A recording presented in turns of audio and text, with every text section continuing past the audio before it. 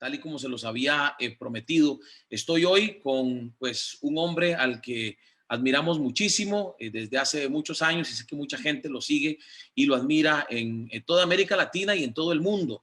Está con nosotros hoy y pues también trato de alargarme en esta presentación para darle tiempo a que más personas se conecten, a que más personas puedan estar con nosotros en esta transmisión que, como repito, había anunciado ya desde hace algunos días. Ahí lo pueden ver ustedes, el doctor Alberto Motesi, un hombre al que admiramos. Tuve la posibilidad de conocerlo en lo personal en mi oficina cuando era diputado hace ya pues algunos años. Estamos hablando de octubre del 2017, cuando celebramos los 500 años de la Reforma Protestante y usted nos visitó por allá en la Asamblea Legislativa, doctor Motesi. A partir de ahí nació una muy bonita amistad que además es, créame, una oportunidad de expresarle directamente la admiración, el respeto, el cariño que le tenemos, que le tengo yo, que le tiene mi familia y que le tiene todo este país, Costa Rica, que pues cada vez que usted tiene la oportunidad de visitarnos, le recibe con los brazos abiertos. Doctor Motesi, gracias. Sé que su agenda es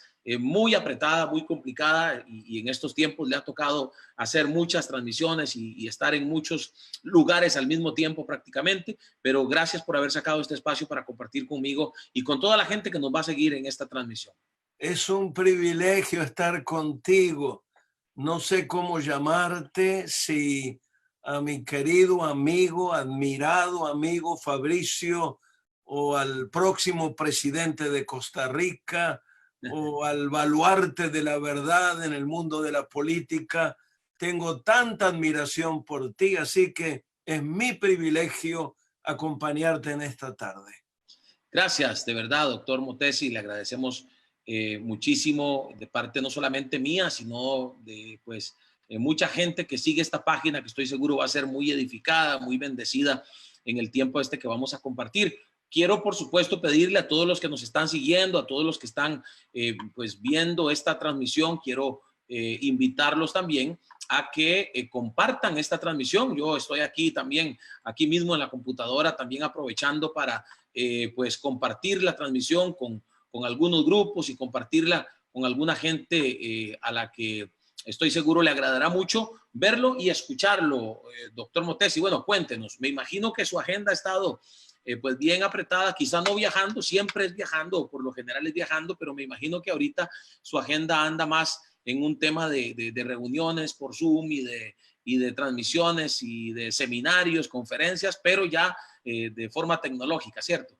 Sí, claro. Yo pensé que el ministerio sería de gloria en gloria, pero ahora es de Zoom en Zoom. Este día fue como de 6 o 7, 8 transmisiones, algunos congresos, otras son predicaciones a redes pastorales, pero estamos trabajando básicamente en nuestro legado que no tiene que ver con eventos. Seguimos haciendo eventos y esperamos poder repetirlos cuando llegue otra vez la oportunidad, pero nuestro legado tiene que ver con ayuda humanitaria y educación. Así que hemos estado sumamente ocupados, más que en cualquier otra época. Nos hemos concentrado en estas dos esferas del trabajo, así que estamos bien ocupaditos durante este tiempo. Quizás si nos cuenta, doctor, bueno, vamos a ver a cuánto se va a extender esta transmisión. Yo sé que su tiempo es muy valioso y espero no quitarle demasiado, pero si nos cuenta un poquito eso que nos mencionaba de la ayuda humanitaria y la educación, ¿a qué se refiere? ¿Qué proyectos, en qué proyectos está trabajando usted con su equipo? Bueno, tratamos de imitar a Jesús. Jesús aparece en Mateo capítulo 9 predicando, enseñando, sanando, dando de comer, teniendo compasión por multitudes. Creo que el siglo XXI demanda un tipo de ministerio diferente, que se abra primeramente el ojo del siglo XXI para que el oído esté atento a la palabra. Creo que necesitamos poner acción al amor que compartimos y estamos trabajando en el corredor seco de América Central, especialmente Guatemala, Honduras, El Salvador. Cuidamos de niños, de ancianos, tenemos un hospital allí, estamos en un proyecto de transformación de aldeas.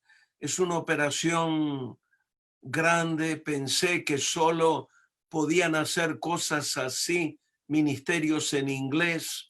Descubrí que nuestra gente hispana está lista para amar, para trabajar, para cambiar situaciones difíciles. Así que estamos por entrar a México también. Dios mediante, el próximo año establecemos una base también en México. Inmediatamente después vamos a ir al África, donde hay tanta miseria, tanta injusticia. Así que en el área de ayuda humanitaria tenemos un ministerio que llamamos Rescate Extremo, tratando de expresar el amor en una acción normal, comprensible, continua. Y luego en educación teníamos una escuela de evangelistas que, sin saltar ningún proceso académico, se convirtió en una universidad.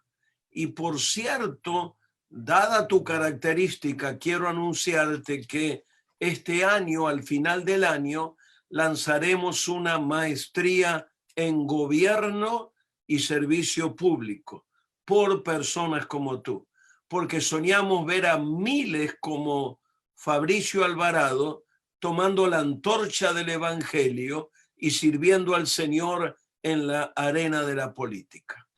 Bueno, esa es una muy buena noticia y nos va a dar nos da pie para empezar a hablar del tema que quiero hablar con usted, doctor, y que, bueno, del cual hemos estado conversando en algunas reuniones con otros políticos de América Latina, otros políticos cristianos de América Latina. Quiero agradecerle y que la gente lo sabe porque en algún momento lo publiqué en redes sociales, el esfuerzo que usted está haciendo de reunirnos a través precisamente de esta plataforma de Zoom, a algunos de los que estamos trabajando en la política, creyentes, que tenemos pues la intención de seguir trabajando por nuestros países, y hemos estado reuniéndonos con gente como Cynthia Houghton de Argentina, que pues le manda saludos. De hecho, hace cuestión de una hora estaba con ella también en un live.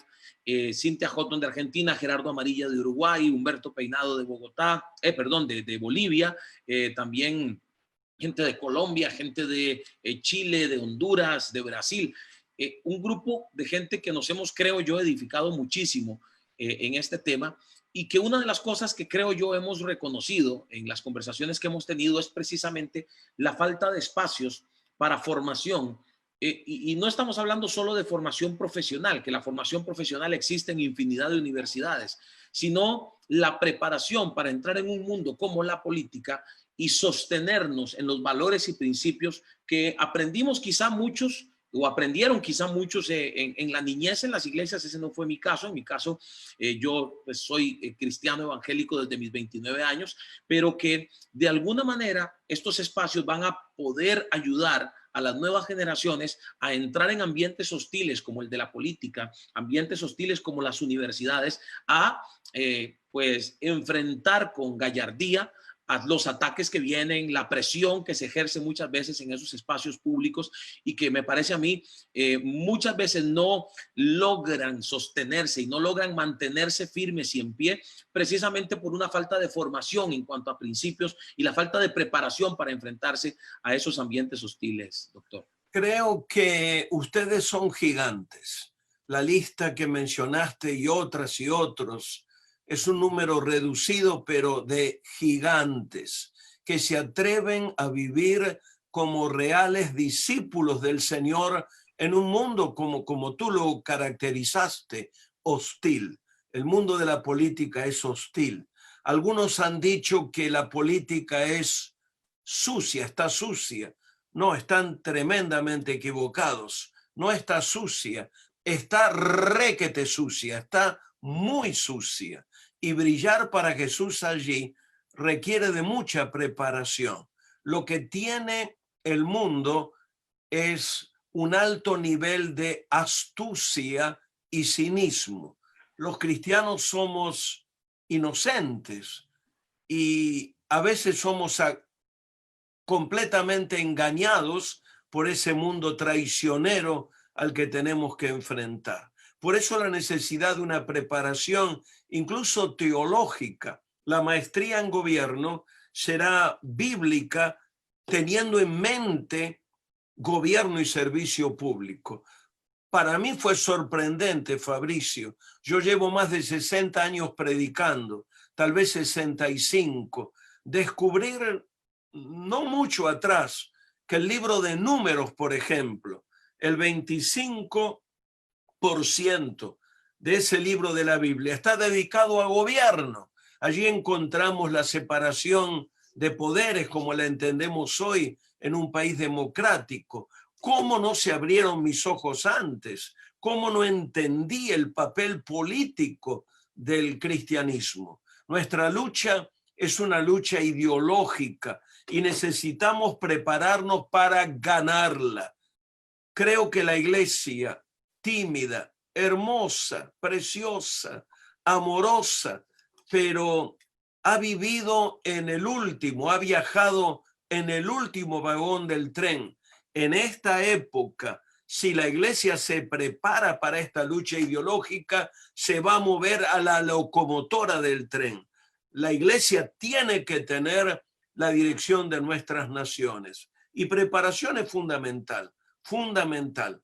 Creo que se nos requiere entender muchísimas cosas que el mundo entiende a cabalidad, que los cristianos no hemos descubierto todavía, porque por delante está la conquista de naciones. Yo veo una generación entre la que tú estás, Fabricio, tú eres muy joven, que va a conquistar naciones, que va a gobernar con una mente bíblica, con una cosmovisión bíblica de gobierno, de política, de economía, de ciencia, de relaciones humanas, de derechos humanos, de cada detalle de la vida. Sí que es fundamental la preparación. Lo que usted menciona es importantísimo porque hoy por hoy todavía no pareciera, y creo que se han abierto ya espacios y que mucha gente ha abierto la mentalidad y ha entendido que hacemos más adentro que afuera, ¿no? Martin Luther King decía, no me duelen los actos de la gente mala, sino el silencio de la gente buena. Y pues más que el silencio, también la pasividad, el no hacer nada cuando se pueden hacer cosas. Hoy aquella discusión no es tan fuerte, pero todavía existen algunos rastros de aquel concepto, usted lo mencionaba ahora, de que la política es sucia y en el medio cristiano se dice la política es del diablo. Hay gente que todavía lo dice. Pero debo decir también, pastor, que y nos hemos encontrado con este discurso una y otra vez, no solo dentro de la iglesia, no solo dentro de nuestro ambiente evangélico y de cristianos, sino también nos hemos encontrado una presión por parte de quienes no nos quieren ahí, diciendo religión y política no se mezclan, diciendo, incluso utilizando la Biblia, diciendo al César lo que es del César y a Dios lo que es de Dios. Y quisiera que usted nos hable un poquito de qué piensa al respecto, porque yo, bueno, siempre lo he calificado como una manipulación de gente a la que le estamos estorbando y a la que no le gusta y no le sirve que nosotros estemos ahí en esos espacios públicos, que no le sirve que estemos en esos lugares de gobierno. Y yo también siempre he dicho, y esto es importante y soy reiterativo en esto con la gente, porque a veces la gente dice, el cristiano no debe meterse en eso, si tiene un ministerio no debe meterse en eso, porque lo que hace es que se va a contaminar, lo que pasa es que se va en Costa Rica decimos a malear, se va a hacer igual de corrupto que son los políticos tradicionales, etcétera. Pero es que, pastor, si nosotros no ocupamos esos espacios, lo van a ocupar otras personas y esas personas están representando otros grupos ideológicos y son los que precisamente por no estar nosotros ahí han hecho avanzar esa agenda y han logrado, incluso han tenido logros respecto a los avances de esa agenda, ¿verdad? Bueno, Fabricio, tú sabes muy bien, la política es el arte de gobernar, así como la medicina es el arte de curar, la arquitectura y la ingeniería, el arte de construir. La política es el arte de administrar una nación. Neciamente hemos dejado eso en manos de impíos. Cuando Dios coloca al ser humano en el huerto, lo coloca para labrar el huerto y como administrador de la creación de Dios. La necedad del hombre es abandonar la administración de la creación divina y para colmo hemos abandonado la administración en manos perversas. Creo que la iglesia debe entender su papel, su rol profético en medio de la sociedad. Ahora, hay una muy mala interpretación de esa escritura: al César lo que es del César y a Dios lo que es de Dios. Porque primero debiéramos preguntarnos qué es de Dios. Absolutamente todo. Déjame repetírtelo. Todo, absolutamente todo. Cuando Justino provocó el dualismo ya en los primeros siglos, interpretando ese versículo, le dio a Dios solo el derecho en el área de la adoración y al César todos los derechos en las áreas del mundo del quehacer cotidiano. Provocó un desastre en el cristianismo que históricamente conocemos como dualismo, la separación entre lo secular y lo sagrado que no existe en la Biblia. Cuando el Señor dice a Dios lo que es de Dios, debiéramos preguntarnos qué es de Dios. Absolutamente todo, todo. Y dentro de todo está la política, la administración de un país, la economía, la ciencia, la vida por completo. El dualismo, es decir, separar lo espiritual de lo humano, lo sagrado de lo profano, no existe en la Biblia.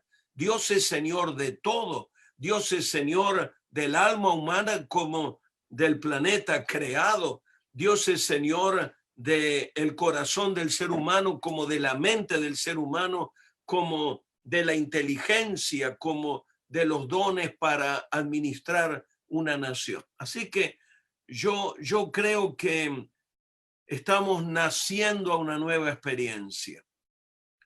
Tal vez, y yo respeto el concepto de otros, desde mi punto de vista, no quisiera que la iglesia se envuelva como institución en la vida política de un país. Sí, los hijos de la iglesia.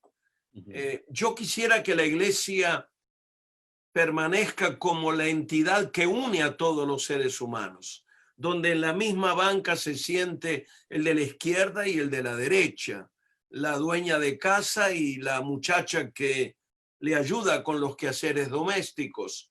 Allí son hermanadas por Jesucristo, se convierten en una, no importa la diferencia social o política.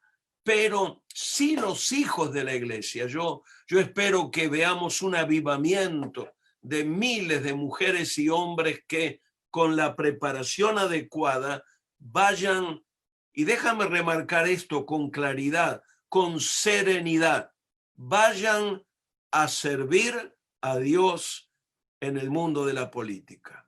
Porque no hay un solo púlpito. No hay solamente el púlpito del domingo allí en el medio de la plataforma. Hay muchísimos púlpitos esperando a los hijos de la iglesia. Hay púlpitos en las artes, hay púlpitos en la economía, hay púlpitos en las comunicaciones. Y uno de los fundamentales es el púlpito de la política. Lo vamos a retomar en el nombre de Jesús. Doctor, muy importante, muy edificante lo que usted hoy nos está hablando, porque, como le repito, la persona, y yo lo sé, a ver, he compartido con gente que, pues por un lado dice, yo quisiera, tengo la inquietud, pero no sé cómo, no sé si será bien visto, y por otro lado ven todos esos ataques que vienen de afuera y que tratan, repito, para mí, de manipular, de alguna manera amedrentar, de atemorizar a quienes ya lo estamos haciendo o a quienes lo están pensando, para que no nos involucremos, precisamente porque tenemos una agenda radicalmente distinta y porque nos vamos a oponer a la agenda que ellos traen, porque consideramos que nos hace que nos hace un daño como nación, le hace daño a la familia, le hace daño a la sociedad en general. Pero también debo decir, doctor, que otra de las manipulaciones que se utiliza es, los conceptos que usted nos ha expresado son muy claros, yo los abrazo y estoy completamente seguro de que así es. Debemos ser, como creyentes, luz en esos lugares. Vamos a ser atacados, de eso vamos a hablar más adelante, vamos a ser golpeados, vamos a ver cómo se miente sobre nosotros y se dicen cosas y se trata de deslegitimarnos, pero también, y lo vivimos nosotros particularmente en la campaña pasada, una de las cosas que se utiliza para tratar de deslegitimarnos o para tratar de restarnos, digámoslo así, caudal, no solamente electoral, sino caudal de credibilidad, es hacer pensar a la gente que el que un cristiano se involucre en política o el que un cristiano llegue a un lugar de gobierno representa un peligro para cualquier persona de otra religión, porque lo que nosotros vamos a hacer ahí es imponer nuestra religión, es imponer nuestras prácticas. Usted lo ha explicado bien y yo cuando lo hablo lo digo de esta manera: nosotros somos el mensaje, no es que vamos a ir ahí a darle bibliazos por la cabeza a todos los que trabajan en esa institución o en la casa presidencial o en la asamblea legislativa, pero sí nuestra vida tiene que ser un mensaje y ese mensaje puede edificar a mucha gente y puede cambiarle la vida a mucha gente. Pero ahí vamos a ir, cuando lleguemos y en el momento, y ya hay algunos que lo están haciendo en América Latina, a gobernar y a gobernar para todos y a utilizar correctamente conceptos. Usted no lo mencionaba en una reunión de un día de estos, conceptos como la justicia, como la solidaridad, como el mismo amor, que tenemos que ponerlo en práctica en todas las áreas de nuestra vida, ¿no? Bueno, uniendo esto con lo que hablábamos hace un momento, Fabricio, esto no tiene que ver con la iglesia. Yo creo en la separación entre iglesia y Estado. Lo que es imposible separar es Dios y el Estado. Es decir, podemos separar al Estado de la institución llamada iglesia, pero no podemos separarlo de Dios. No hay sentido, no hay futuro, no hay esperanza para cualquier Estado fuera de Dios. Ahora, la lucha que enfrentamos hoy es una lucha entre el bien y el mal, entre un modelo de familia y una destrucción total de la familia. Así que, conociéndote a ti, conociendo tu integridad profesional, yo espero verte en la presidencia, porque estoy seguro que responderás no solo a iniciativas del pueblo evangélico, sino del pueblo católico, del pueblo judío, del pueblo costarricense en general, de la gente que ame la verdad, porque cuando uno es cristiano y no es dogmático, te veo así, te veo una persona cristiana, cabal, pero no dogmática, no estrecho en tu concepción de la vida religiosa, vas a encontrarte con muchísimos otros que están en otros sectores de la comunidad, pero que aman la verdad también.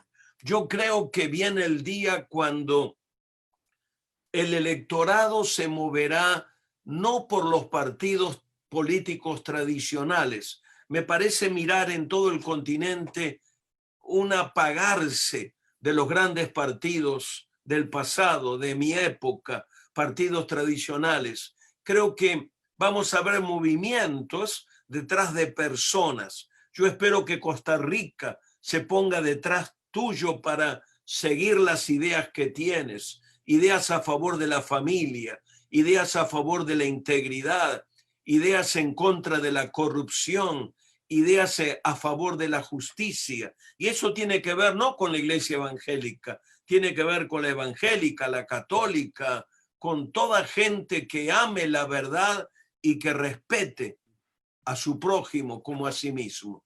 Así que podemos y debemos separar la institución iglesia de lo que es el Estado, pero no podemos separar a Dios del Estado. Nos conviene tener al frente de nuestras naciones a mujeres y hombres temerosos de Dios, creadores de conceptos y valores permanentes de la vida, que respeten la familia, que le den a nuestros hijos y nietos esperanza para vivir.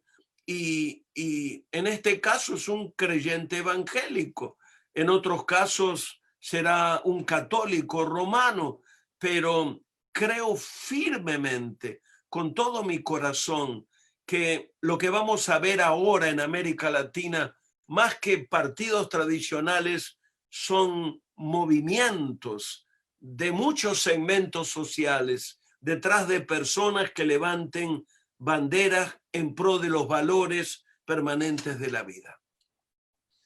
Pastor, usted es un referente en todo el mundo. Yo sé que usted ha andado por todo el mundo en sus muchos años de predicar, de ministerio, y sé que muchos van a ver este video y muchos de ellos son pastores, muchos de ellos son líderes de iglesias, muchos de ellos son líderes en grupos de iglesia católica también. Y usted hablaba hace un rato del rol de la iglesia y usted decía la iglesia como tal no debe involucrarse. En eso yo estoy completamente de acuerdo. Yo debo decir que pues la iglesia, el papel que para mí debe fungir en este tema particular, y yo creo que en todo lo que tiene que ver con la influencia que los creyentes vamos a ejercer en la sociedad, es el papel de formar, de preparar. Yo ponía el ejemplo en un compartir que tuve un día de estos, ponía el ejemplo de jóvenes que he conocido, algunos en la misma congregación a la que yo pertenezco y otros que he conocido pues también por la característica del ministerio que tengo y por la característica de lo que hago predicando y cantando para el Señor. He conocido muchos pastores, muchos amigos, muchas iglesias en todo este país y aún fuera de este país. Y he conocido a muchísimos casos de jóvenes que crecieron en la iglesia, quizás nacieron en la iglesia, sus papás ya eran creyentes, ya iban a la iglesia cuando ellos nacieron y crecieron en la escuela dominical y empezaron a servirle a Dios en la iglesia. Pero ocurre algún punto de quiebre cuando entran a la universidad. Porque cuando entran a la universidad, digámoslo así, el dominio en esa universidad lo tienen grupos relacionados con el progresismo, con el ateísmo, el humanismo.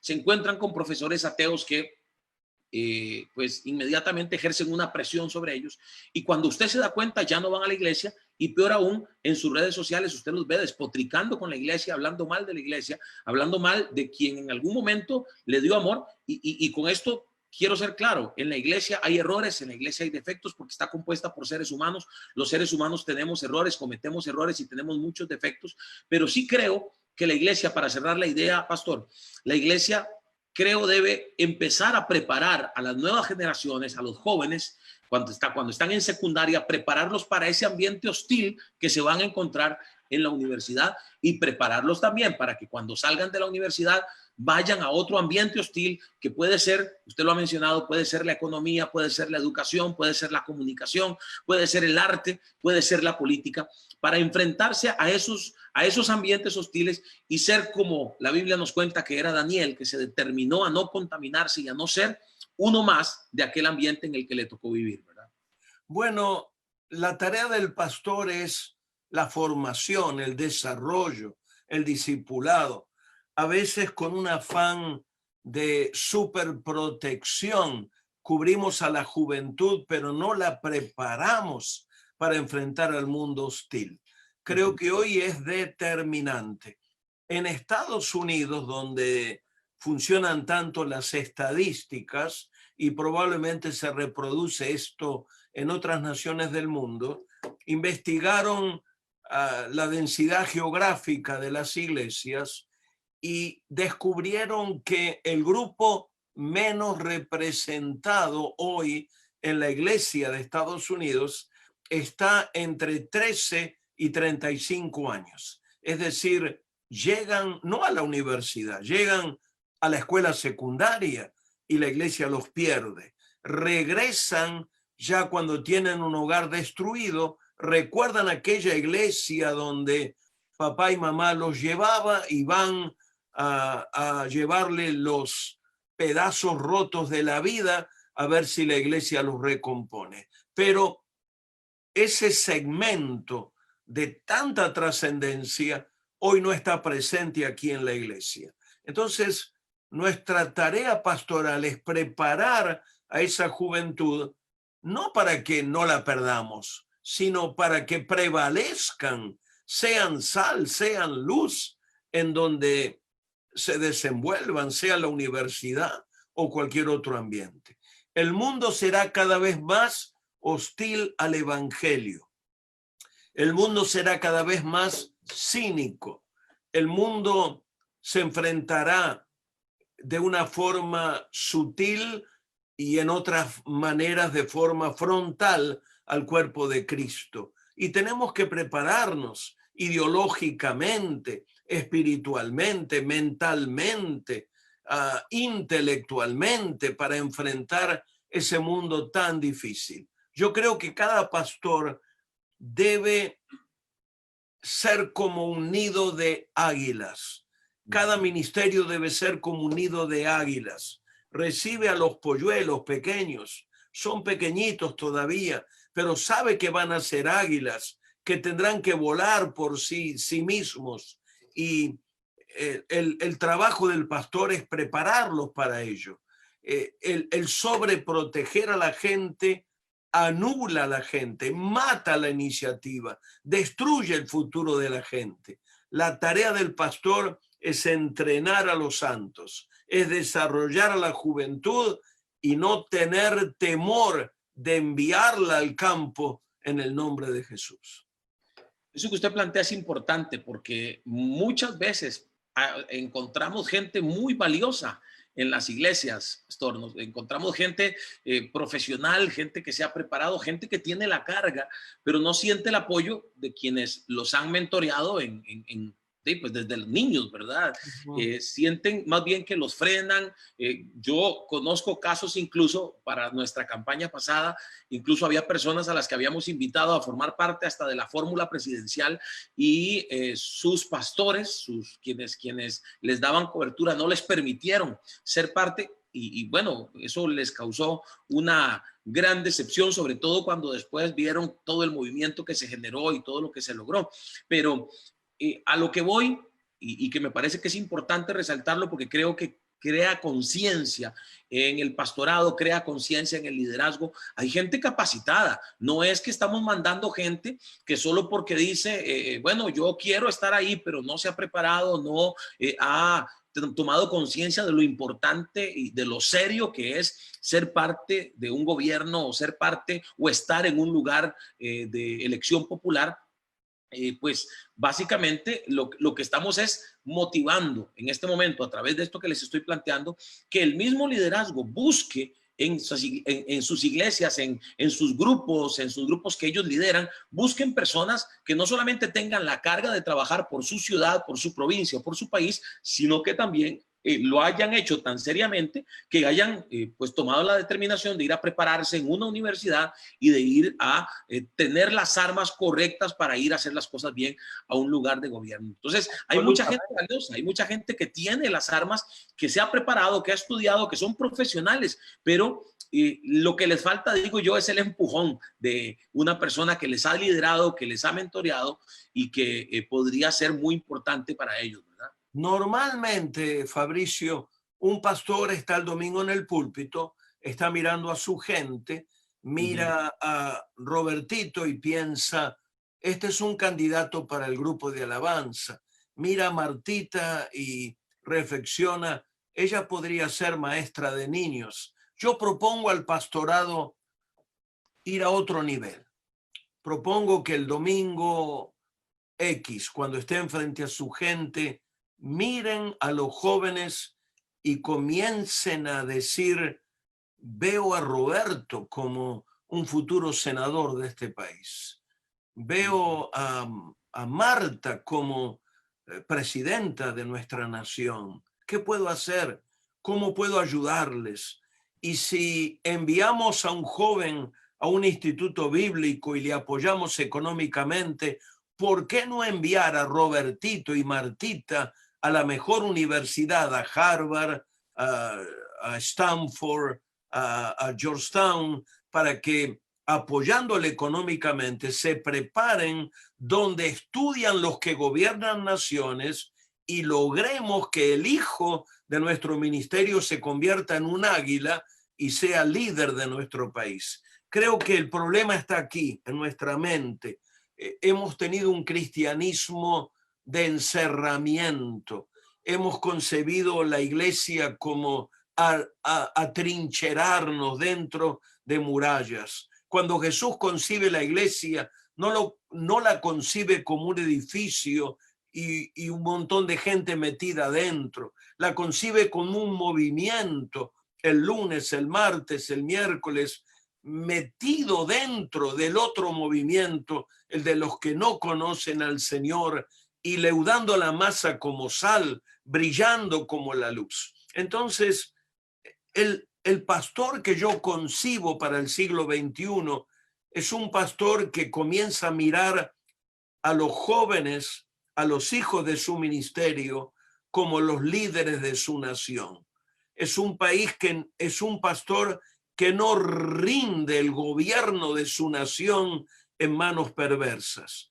Es un pastor que entiende la mente de Dios y dice, es nuestro derecho gobernar nuestra nación de acuerdo a los principios divinos. Yo no lo puedo hacer. Yo fui llamado a predicar el evangelio. Yo tengo que pastorear esta iglesia, pero los hijos de mi ministerio lo van a hacer. ¿Qué puedo hacer yo para apoyarles? Creo que es una tarea fundamental en este proceso de transformación. Creo que el pastor va a jugar un papel clave en los próximos años. Necesitamos pastores que se muevan con Dios en lo que Él está haciendo en nuestras naciones.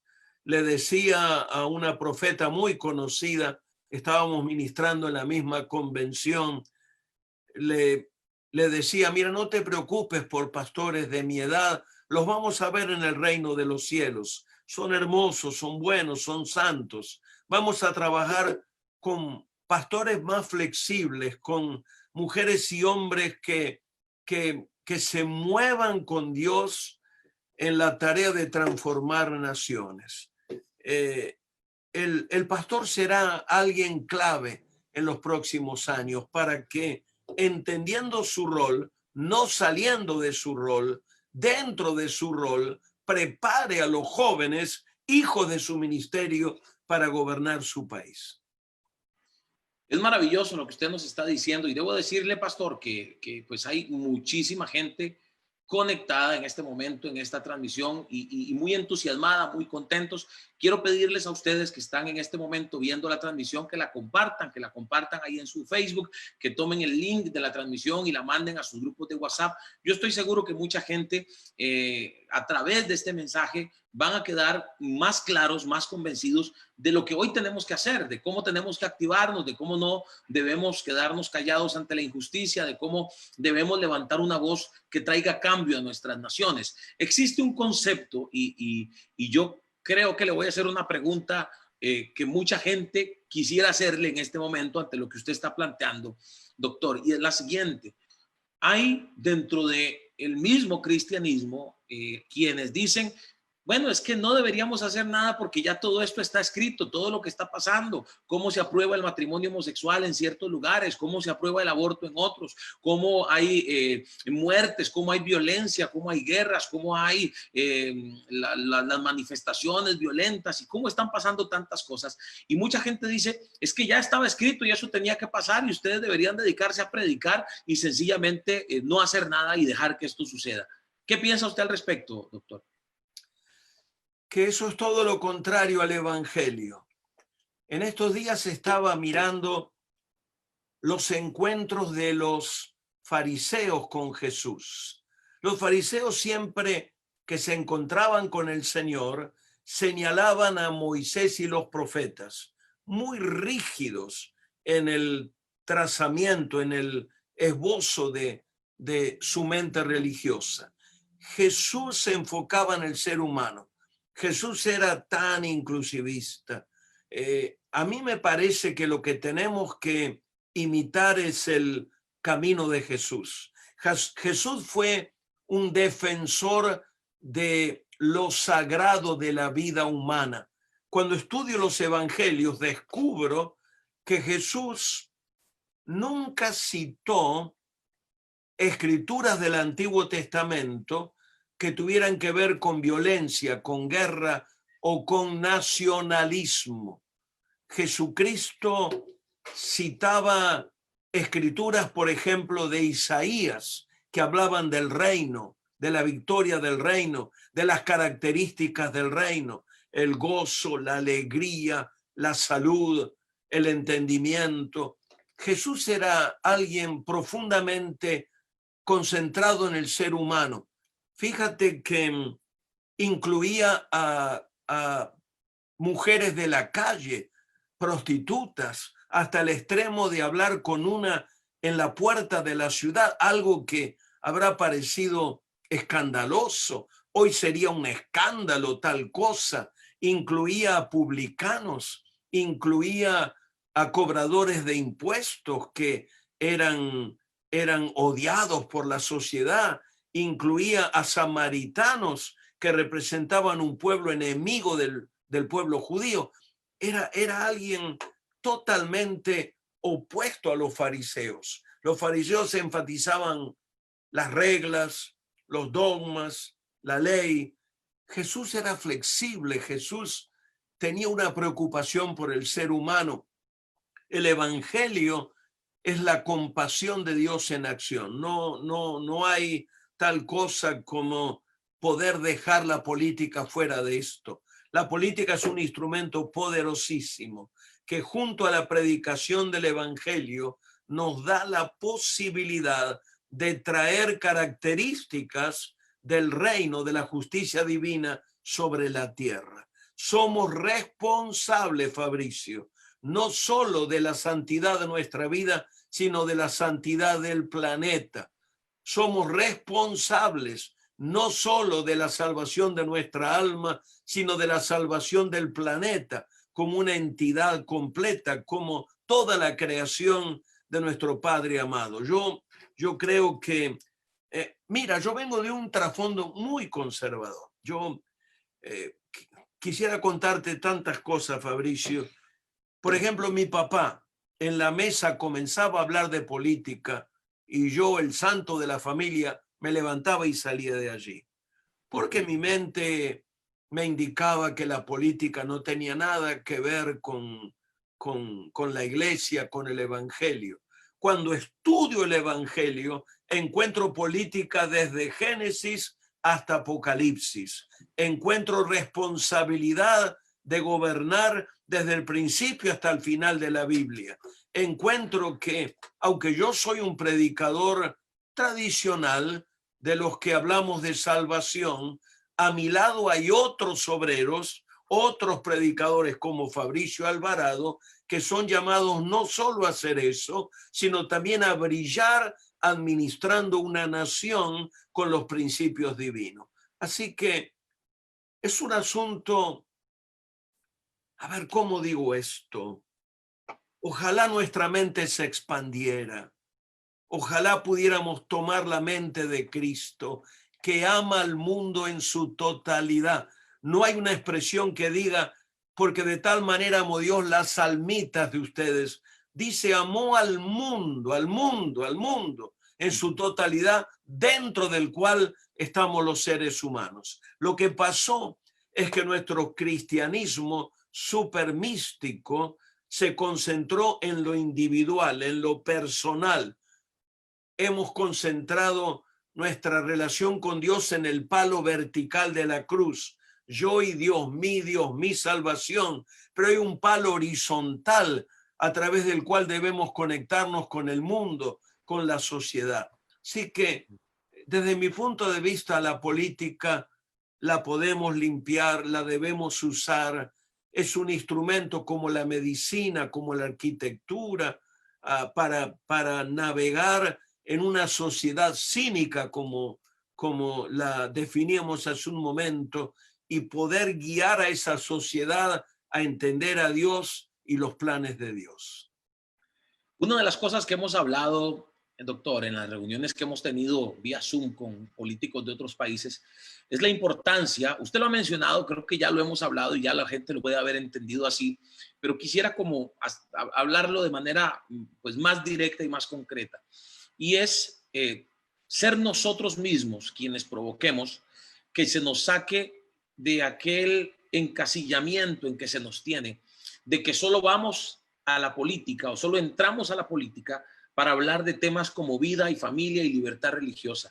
Hay muchos otros temas y yo digo que sí, los temas valóricos son importantes, son parte de nuestro ser, no incluyen solo defender la vida y la familia, incluyen también la ética, la transparencia, pero hay otros temas que son de carácter nacional, que son lo que conocemos en Costa Rica como temas país y que son temas en que en la medida en que nosotros logremos influenciar para que se den soluciones en estos temas, vamos a beneficiar no solo a los creyentes, sino que vamos a beneficiar a muchos más. Hablo de temas relacionados con la seguridad, con el tema fiscal, el tema económico, hablo de temas relacionados con infraestructura, de temas de defensa de las poblaciones vulnerables como la niñez, como los adultos mayores, como las mujeres. Son temas en los que tenemos que meternos porque no podemos ir ahí solo con la bandera de la vida y la familia, que repito, no le estoy restando importancia, son temas claves, me parece, que incluso están marcando el destino de muchas naciones el día de hoy, en lo que se está dando y cómo se está manejando el tema ideológico, desde incluso el apoyo de organismos internacionales como la ONU, como el Fondo Monetario Internacional, como la Organización de Estados Americanos, que están influyendo fuertemente para que se apruebe esa agenda en nuestros países. Pero ¿cuánto hay que hacer en el tema social, por ejemplo, que tiene que ver incluso con lo que nos enseña también la Biblia? ¿Cuánto hay que hacer en el tema de infraestructura, de seguridad? Le pongo un par de ejemplos que a mí me llenan de mucha satisfacción y que de hecho los utilizo porque estoy directamente relacionado con ellos. Cuando era diputado, logramos la aprobación de un proyecto que permite que a padres o madres de familia se les dé licencia para acompañar a sus hijos que están en el hospital. Hay niños que están en el hospital y que requieren por la recomendación médica el acompañamiento de papá o mamá con ellos para recuperarse más rápidamente. Gracias a un proyecto de ley que presentamos, muchas familias se han beneficiado, reciben una licencia, no se tienen que incapacitar falsamente, no tienen que renunciar a sus trabajos para acompañar a su pequeño que está en el hospital, que está delicado en el hospital. Y déjeme decirle que según la estadística que conversé precisamente con uno de los jerarcas del Hospital de Niños, es muy halagadora, es muy alentadora. Estamos hablando de miles de familias que en estos años, desde que se aprobó la ley, han sido beneficiadas. Y yo estoy seguro que muchas de esas familias ni siquiera son creyentes. Es más, ni se les pregunta si son creyentes o no, sencillamente necesitan el beneficio, se les da el beneficio. Y el otro caso, el otro ejemplo que pongo, es un proyecto que también presentamos nosotros, lo presenté yo siendo diputado, se aprueba la semana pasada, ya no siendo yo diputado, sino más bien el grupo de diputados actuales lo aprueba, para castigar el abandono de personas adultas mayores. Y hoy casualmente en una red social alguien me mandaba un pantallazo de una pregunta que hizo alguien, porque la ley se aprobó, ya es ley, ya el presidente de la República la firmó, ya el gobierno la firmó, nació en el seno de nuestro despacho, de nuestra oficina, doctor, y le cuento que me hizo gracia esta pregunta porque esta persona dice, ¿y qué pasa? Obviamente en un tono y evidentemente con la intención de provocar. Bueno, ¿y qué pasa si el anciano o si la persona adulta mayor víctima es homosexual con esta persona? Bueno, yo no le contesté porque a mí lo que me mandaron fue un pantallazo, entonces no ubico el comentario, pero la respuesta es muy sencilla. O sea, en cualquiera de los casos, si es homosexual o si es lo que sea, no importa quién sea la persona o sus características en cuanto a religión, preferencia sexual o lo que sea, la persona va a ser defendida por esta ley que se aprobó y que salió de nuestro despacho, porque la responsabilidad es ir a trabajar en esos temas país que van a beneficiar a todos, a propios y extraños. Y pongo el ejemplo bíblico, pongo el ejemplo de José, el hombre que dio la estrategia para resolver una crisis de producción, una crisis financiera en Egipto, un pueblo que adoraba a dioses completamente distintos a los que adoraba José. Bueno, creo que tal vez la falta fue nuestra, Fabricio, porque al salir a la vida pública, al abandonar el complejo de minoría, la iglesia emergió públicamente, además de la predicación clásica, emergió con el tema de familia, de defensa de la vida, de ir en contra del movimiento pro abortos. Pero en la Biblia tenemos tratados todos los temas de la vida. Decíamos al principio que el libro de Números, 1 de cada 4 versículos, habla de gobierno. Es interesante que el tema de la justicia es central en toda la Biblia. Por ejemplo, el tema del pecado sexual tan usado en el púlpito tiene 93 referencias en la Biblia. El tema de la justicia tiene 1060 referencias. El tema de la gracia, para mí, el fundamental como evangelista, el tema del amor no merecido, la gracia de Dios, tiene 500 referencias en la Biblia. El tema de la justicia, 1060 referencias. Así que un gobernante cristiano es una garantía para una nación, porque va a enfrentar el problema del aborto, va a defender los valores de la familia, pero va a enfrentar cada esfera de la vida con una compasión como nadie. Creo que nadie va a ser un defensor de derechos humanos como un cristiano bíblico que respete los principios de Dios. De hecho, los derechos humanos tienen un trasfondo bíblico cristiano. Hoy se han inventado derechos que son inventados realmente. Estamos contemplando con preocupación cómo organismos internacionales están ejerciendo presión sobre naciones en desarrollo para que provoquen, para que promuevan leyes pro aborto, leyes pro casamiento homosexual, a costa de dar o no algún préstamo de nivel internacional. Y miramos esto con gran preocupación.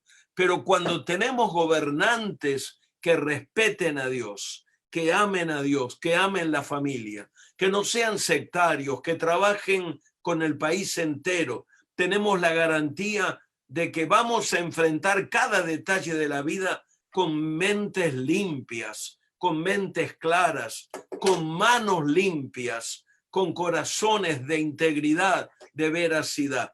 Y creo que el evangelio tiene que ver con todo, con la economía, con la ciencia, con las comunicaciones, con el deporte, con la vida completa. Sí que creo que en este proceso de estos próximos años, para mí serán pocos años, lo veo como algo no lejano, lo veo como algo cercano, veo movimientos en cada país.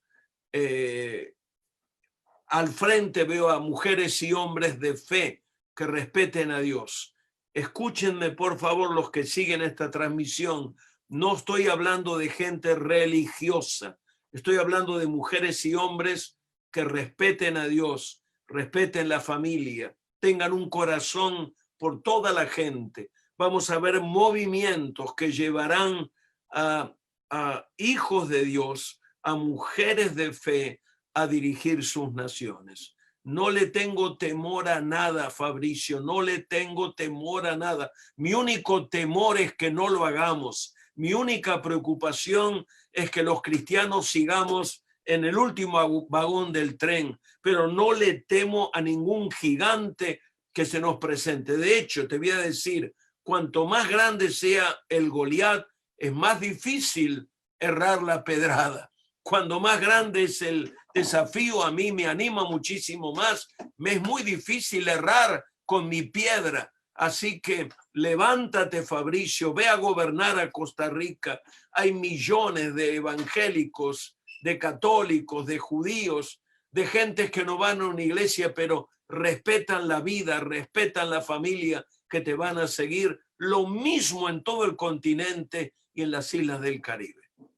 Qué lindo eso que nos dice, doctor, se lo agradecemos muchísimo porque sé que mucha gente hoy se está motivando a ser parte, a ser activos. Y voy a repetir la frase de Martin Luther King: no y la parafraseo porque no tengo las palabras exactas, pero es básicamente: no me duele tanto las acciones de la gente mala, sino el silencio de la gente buena, la pasividad, el no hacer nada.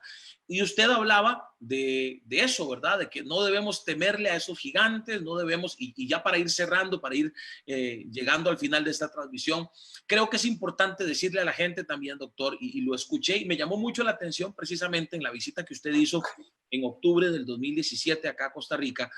Usted mencionó algunas áreas de la sociedad y hay autores que le llaman a esto los 7 montes. No es solamente el tema de gobierno y el tema de política. Hay muchas áreas en las que podemos influenciar, y le digo que me llamó la atención porque incluso usted mencionó el cine, usted mencionó el hacer películas, el hacer programas de televisión en una línea de un mensaje influyente, un mensaje que cambie vidas. Bueno, es maravilloso, y creo que en esto, aquí es donde quiero llegar con la pregunta. No solamente porque de pronto hay gente que nos está viendo y dice: a mí no me interesa la política, pero tienen un llamado a la comunicación, tienen un llamado a la producción de televisión y de cine, tienen un llamado al deporte, incluso al arte, tienen un llamado que no tiene nada que ver con política, pero ahí también pueden ser luz, ahí también pueden generar influencia y cambiar vidas, ¿verdad? Fabricio, viene a mi mente un muchacho holandés, Vincent van Gogh, nieto de pastores, hijo de pastores. La tradición decía al pastorado también. Él no tenía llamado al pastorado. Él era pintor, pero fue al seminario, se preparó, lo enviaron a una zona de mineros. Él trató de adaptarse, pero no comunicaba, no era su unción. Terminaba la reunión del domingo por la mañana, él escapaba a la campiña, se llevaba lienzos, pinceles, colores, y adoraba a Dios pintando. La iglesia no lo entendió y Vincent van Gogh terminó mal, muy mal. Pero tú puedes ir hoy al Museo de Arte de la ciudad de Nueva York. Si tienes tiempo de quedarte un par de horas, te vas a encontrar con una obra titulada Noche de Estrellas por Vincent van Gogh. Vas a ver que gente se detiene por largo rato. Vas a ver que algunos levantan las manos. Vas a ver a otros llorando. Porque allí estaba la unción de ese muchacho. La iglesia no lo entendió. La iglesia pensaba que eso no era de Dios. El arte fue parte del plan de Dios siempre, siempre. La iglesia hizo arte o apoyó el arte siempre, desde sus comienzos, hasta que alguien súper místico dijo: esto no es de Dios. Y rendimos el arte, igual que el arte de la política, de gobernar, en manos de impíos. Y el resultado es lo que vemos hoy. El hijo del arte es el entretenimiento, lo que llega a la pantalla de televisor, lleno de basura, lleno de sensualidad. No es culpa de los pecadores, es nuestra culpa, la culpa de la iglesia, porque cedimos el derecho en manos de perversos. Yo creo que vamos a recuperar cada esfera de la vida, mi querido Fabricio. Necesitamos gentes como tú, arrojados, valientes. Creo que vamos a influenciar las artes como nunca. Yo veo un avivamiento gigantesco, Fabricio. Cuando hablamos de avivamiento pensamos en sanidades, milagros, gente que se convierten, y sí, sí, pero más que eso.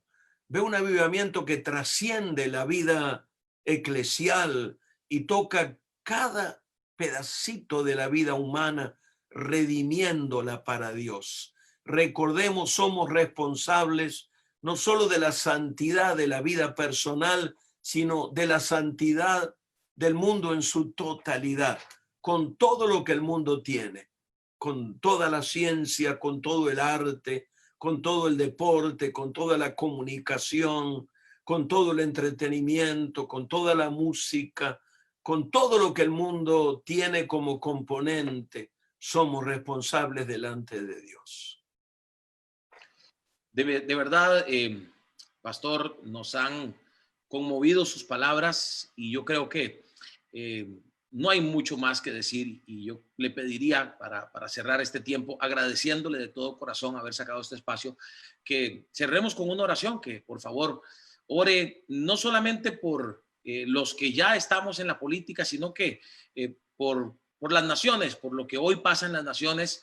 Hay mucha gente quizá necesitando un mensaje de esperanza, necesitando una oración, porque lo que ha estado pasando, la situación de la pandemia ha generado también otra crisis paralela, que es la crisis económica. Muchas vidas que hoy están con incertidumbre, muchas familias que hoy no tienen de dónde traer el sustento a la casa. Y bueno, aparte de todo este mensaje tan maravilloso que usted nos ha dado, yo creo que una oración en ese sentido va a ser de mucha edificación para la gente que hoy nos está viendo. Y la pandemia de la depresión y de la ansiedad, Fabricio.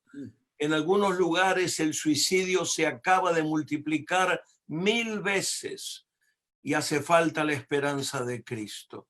Antes de orar, Fabricio, quiero dar gracias a Dios por tu vida. Qué honor que la iglesia costarricense tenga un hijo como tú. Gracias. Y hago un llamado respetuoso, muy respetuoso. Si hay un grupo a quien yo respeto y amo entrañablemente, es el segmento de los pastores. Quiero pedir a los pastores que antes de rechazar la idea de que algún hijo de la iglesia se meta en política, reflexionen, por favor, por favor, por favor, por favor. Por favor, vean a esa hija, ese hijo como el fruto de su ministerio gobernando un país entero. No se cierren a la idea de que Dios también actúa en política. Si los pastores podemos entender esto y no nos compromete, no envuelve a la iglesia en la política, es simplemente el dedicarnos a formar a esa hija, a ese hijo y soltarlo y enviarlo al mundo de la política. Es el compromiso que les pido. Pastores, después de predicar por quizás 65 años ya, sé que Dios tiene que ver con la política. Y aunque tú y yo no lo creamos, Dios lo va a hacer. Vamos a ver una América Latina transformada. En un abrir y cerrar de ojos vamos a mirar a miles de hijos de la iglesia gobernando nuestras comunidades. Nos conviene enchufarnos con Dios en lo que Dios está haciendo.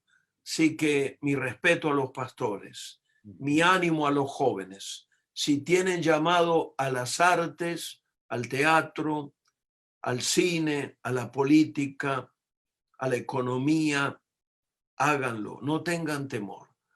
Jamás cedan al miedo, por favor.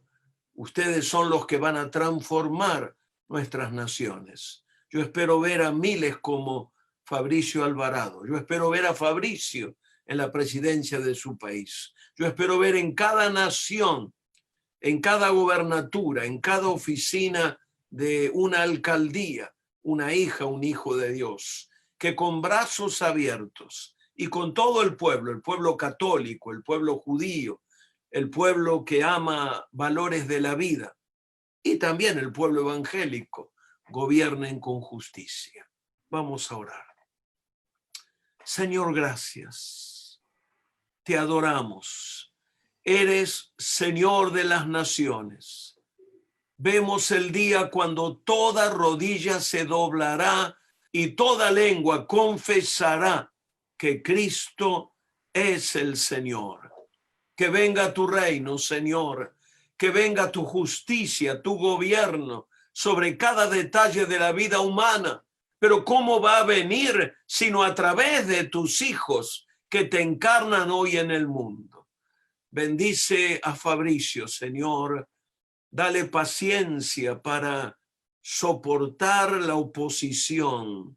Dale persistencia para continuar en el llamado. Dale entrega y pasión para lograr su meta. Y pido por miles de chicas y muchachos a través de toda América Latina que han sentido allí en la profundidad del corazón inquietudes políticas, pero tienen temores del qué dirán en la iglesia. Rechacen eso con amor. Párense en el nombre de Jesús. Prepárense para este evento extraordinario que les llevará a gobernar en nombre de Cristo en alguna esfera de la sociedad. Señor, anticipamos el momento cuando millones de cristianos se levantarán con la Biblia en la mente, la constitución de sus países en la mano, pero la Biblia en la mente, para gobernar con justicia y traer tu reino sobre la tierra. Que venga tu reino sobre nuestra querida Costa Rica, que venga tu reino sobre Argentina. Sí, Señor. Que venga tu reino sobre América Latina. Que después de tanta mentira, tanta corrupción, tanto extremo, tanto populismo, tanta mentira política, al fin nos demos cuenta que es el tiempo de hijas e hijos de Dios para gobernar, brillar y cambiar las cosas en el nombre de Jesús. A ti toda la gloria, todo el honor, toda la alabanza. A nosotros la paz de hacer tu voluntad. En el nombre de Jesús. Amén. Gracias, Señor. Amén. Fabricio, te admiro mucho, hijo. No, igualmente, doctor, qué privilegio para mí, de corazón se lo digo, es cuando pues le hice la llamada para invitarlo, yo pensé, bueno, lo único o el peor intento es el que no se hace, ¿verdad? Y pensé que su agenda iba a estar tan saturada que íbamos a poder tener alguna oportunidad de hacer esto cuando ya terminara la pandemia, ¿verdad? Pero de corazón, muchas gracias. Sé que la gente, he estado viendo los comentarios, sé que la gente está siendo muy bendecida. Este programa vamos a tener que repetirlo en algún momento, hacer un reprise de esto en Facebook. Por ahí vi un comentario de alguien que no lo pudo ver bien, parece que no tenía buena señal, entonces lo vamos a dejar por ahí en YouTube también. Y de corazón, gracias, doctor, gracias por todo lo que está haciendo, gracias por todo lo que nos está motivando, no solo a los que ya estamos, sino a los que no están, que yo sé que a raíz de estas palabras van a terminar involucrándose. Gracias por orar por nuestras naciones, por bendecirnos durante tantos años y a la vez demostrarnos con eso de que debemos seguir sirviéndole al Señor, pues a tiempo y a destiempo, ¿no? Gracias de corazón, muchas gracias a usted, a su equipo, a todos los que facilitaron que usted estuviera hoy con nosotros. Un gran abrazo, un gran abrazo, Fabricio. Esperamos que una vez que esto pase podamos vernos y ahora sí conversar, compartir un café, abrazarnos y hablar más de estos temas. Dios lo bendiga. Claro, un gran abrazo, un honor estar contigo. Un gran abrazo al pueblo de Costa Rica. Gracias, pastor. Bendiciones y bendiciones a todos ustedes. Gracias por haber estado. Muchísima gente estuvo conectada de principio a fin y les agradecemos eso también. Vuelva a compartir esta transmisión. La transmisión queda ahí, el video queda ahí. Compártalo para que mucha gente también sea edificada, sea bendecida, sea confrontada a través de las palabras del doctor Alberto Motesi. Bendiciones a todos. Nos encontramos pronto. Saludos. Chao.